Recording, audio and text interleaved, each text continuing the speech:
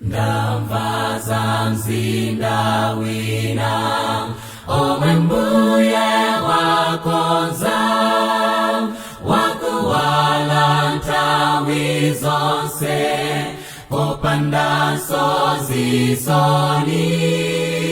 Mpulumutsi alinda ine kumalo ampumulo, ndikakhale naye mwamba kunthawi zamuyaya.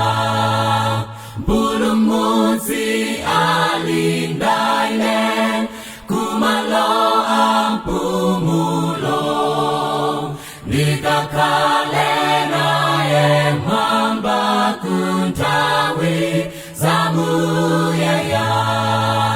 Kuta kwa dziko lino kwayandikiraso, ndikhale okonzekera kukakhala ndi mbuye.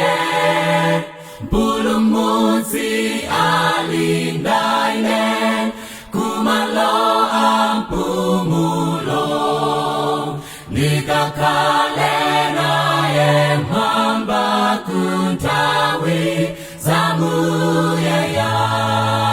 Mpulumutsi alinda ine kumalo ampumulo, ndikakhale